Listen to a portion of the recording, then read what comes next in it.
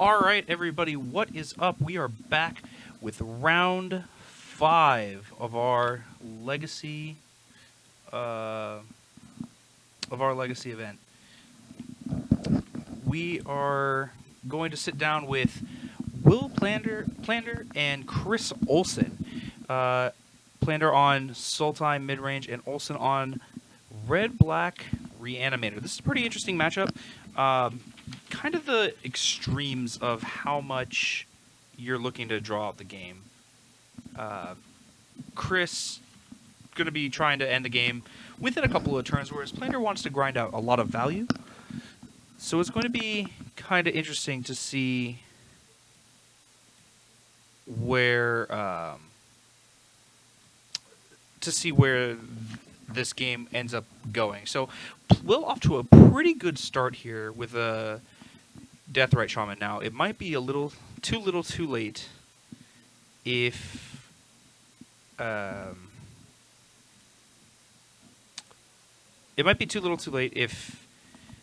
Chris can assemble Entomb Reanimate within a couple of turns. All right, so Chris going to cast Entomb, got dazed, but then follows up with an Unmask, try to get rid of some of this disruption. And we see the grip. We see True Name Nemesis, I believe. Oh no, that's a Force of Will. We see 2 lands, Abrupt Decay, and I can't quite make out that last card. Curious what he takes here. I don't think he's particularly worried about too much. Oh no, it is a True Name Nemesis. So he's going to take the Abrupt Decay. This is pretty clearly like, I guess I get to get something, but I don't really care about what's going on in the grip. Gonna jot it down real quick and pass it back to Plander. We're gonna take a draw. Now he's got this Deathrite Shaman, which is fantastic in the matchup. It's gonna make Chris's job much more difficult. Probably gonna have to find a way to drop multiple creatures into the yard at once. Or reanimate multiple creatures.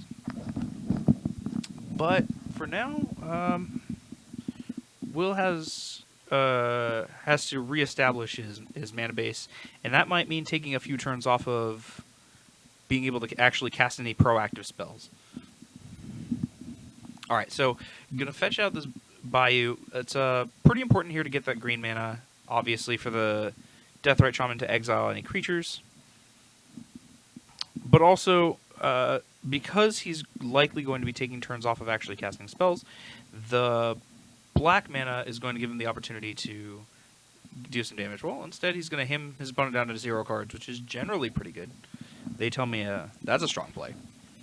Chris is going to take a draw, and Chris is in a pretty rough spot. Not only having to deal with the worst card in Game 1 to play against, but also on actual no cards, no creatures in the yard, so he has to assemble both sides of his A plus B combo. Not where you want to be. Alright. We're going to pass it back. Chris takes the draw. Did he find anything worth casting? Doesn't seem like it. We're just going to untap. Not going to use the Deathrite to deal any damage. Brainstorm. See, I saw a Bayou, and I didn't quite make out the other 2 cards. I think there was another True Name Nemesis there. Likely not too interested in those. They're, in this matchup, just 3 mana 3/1s. There's not a whole lot that is going to happen to them on the board, even if they don't have protection from your opponent. Alright, resolves a second Deathrite Shaman, passes back. Alright, this is where you want to be if you're Will. So he's going to start on the exiling. Gonna hit an Unmask, put Chris down to 18. And this is where the clock begins. Chris doesn't actually have all that much time to figure out how to answer this, but he also doesn't have a lot of tools. Now, the upside is that while there are 2 Deathrite Shamans, there are not 2 green sources to go with it. So, if he can find a way to, and this is, to be fair, a lot, put multiple creatures in the yard and have multiple reanimate spells in the same turn, he can find himself in a winning position. That's a lot of ifs, though. Gonna fetch out Badlands. Personally, I like good lands myself, but, you know, to each their own. Probably just doing that to thin, see what comes rolling off the top. Saw spell, didn't make out what it was. What's really problematic here is that a lot of his spells at this point are geared towards speed and not recovery. So things like Dark Ritual and Lotus Petal are, even to some extent, the Unmasks are not the kind of cards you want to draw at this point in the game. They're pretty bad top decks.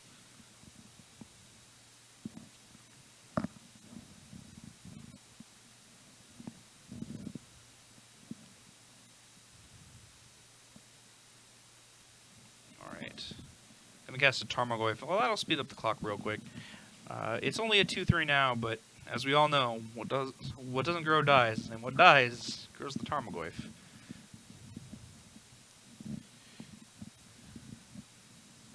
Crash. Oh, I think I looked at some life total updates. I believe we have 2 more Death Red activations or something like that.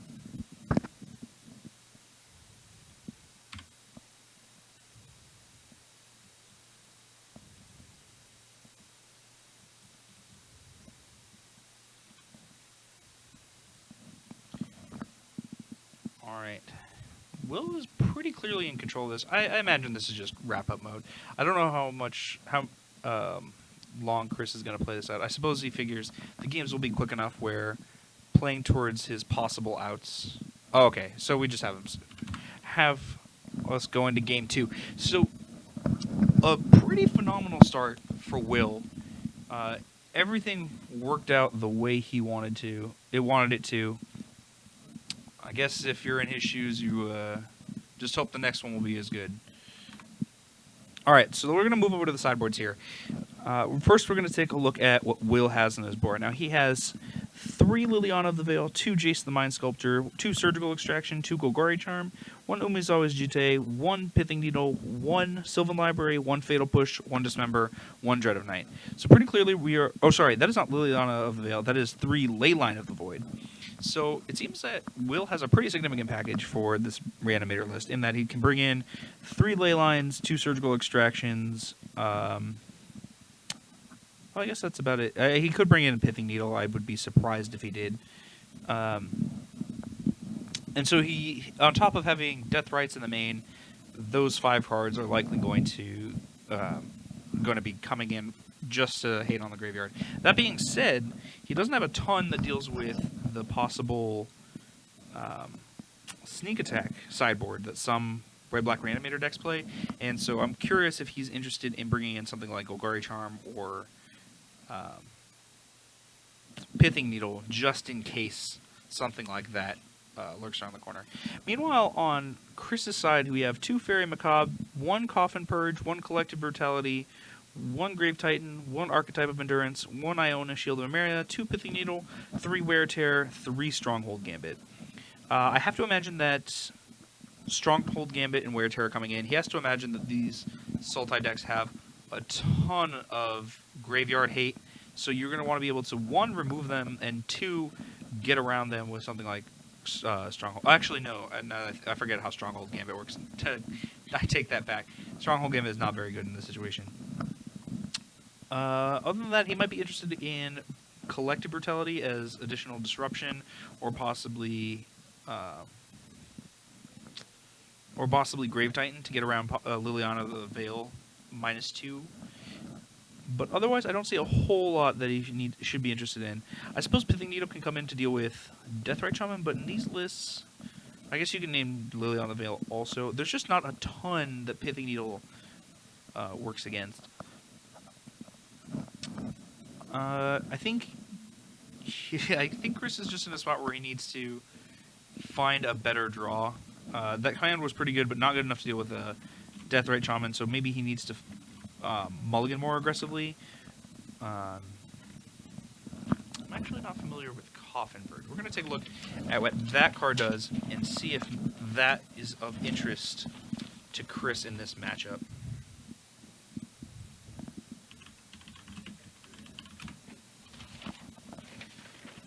Alright, Coffin Purge. Yeah, it removes cards from graveyards. So never mind. That is not what he wants to be doing in this matchup.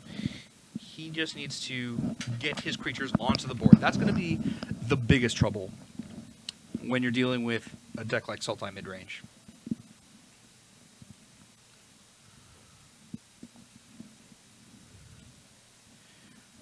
Alright, players confirming their sideboard decisions, making sure everything's in order before they shuffle up and present.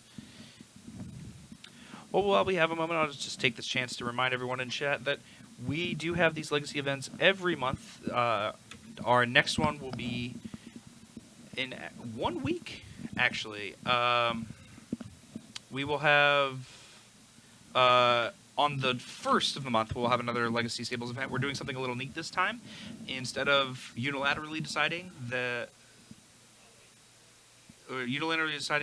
which cards we will offer as our pricing, we're giving some choices to you. We have a straw poll up, and the top 10 most voted for cards on that straw poll will be the 10 prizes we offer.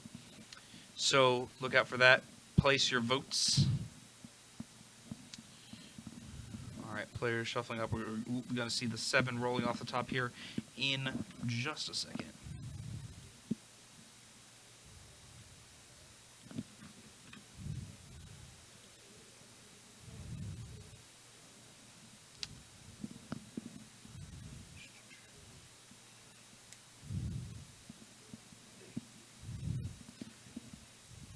Alright, so it seems like both players are interested in their hand, and Will slamming down double Leyline of the Void, while Chris has his Chancellor of the Annex. So it seems like both players have their Leyline effects coming in. One seems to be a little more devastating than the other. I imagine Chris, again, did bring in those Wear Tears, but he'll need to find 2 to be able to deal with these Leylines. And this is the problem with graveyard-based strategies in general, is that the graveyard that exists is very powerful. And so if people are ready for you, you might just be hated out at the tournament. So far, Chris has done pretty well, but this seems like a tough spot to get out of. If you're in Will's seat, you have to figure you have a lot of time. You have double Leyline ready, so even though you have to pay that extra mana for your first spell or it gets countered, you have time. You can, yeah, take the time. Wasteland your off of spells, or off of your mana sources. Alright, we have another land coming in. Fetch down to 18.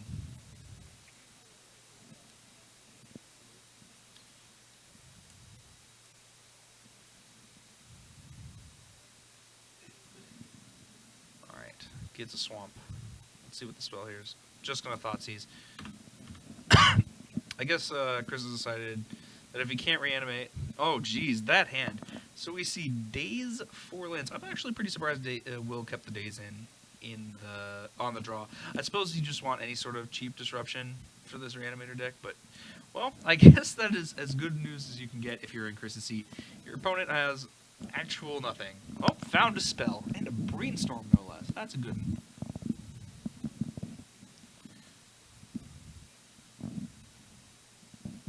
Imagine we'll be seeing 2 of these lands go back on the top here. Unfortunately, he will have to draw one of those again, in that he doesn't have the ability to play another land to fetch it away. Alright, here comes another Faithless Looting.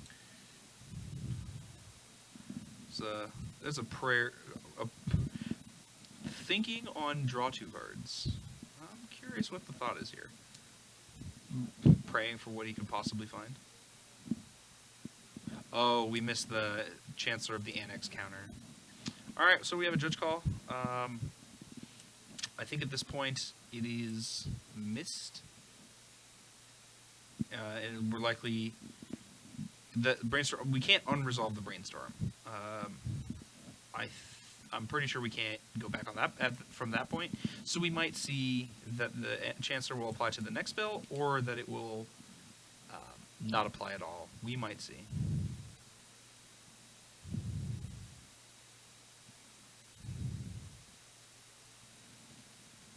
Alright, waiting for the judge's ruling here. They're explaining the situation.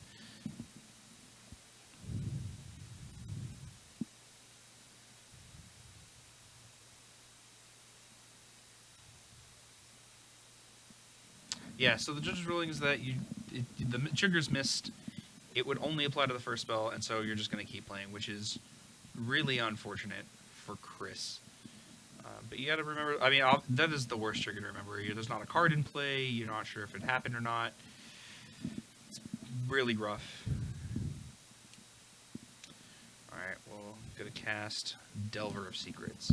So we've got a clock, and seems that Brainstorm did pretty significant amount of work for him.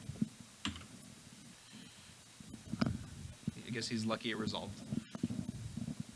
In a situation like this, it seems very much like when you miss a trigger of your Chalice of the Void. It's just missed. Oh, and he cast Faithless Looting off a Swamp. That's problematic also. Jeez. I guess people aren't really paying attention to this game. That's pretty rough.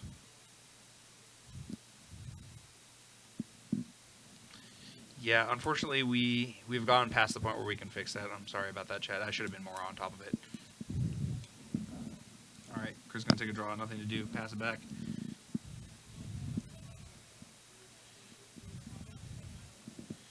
All right, we have a Flip Delver. Going to come on into the red zone in just a second. Not before fetching down to 18.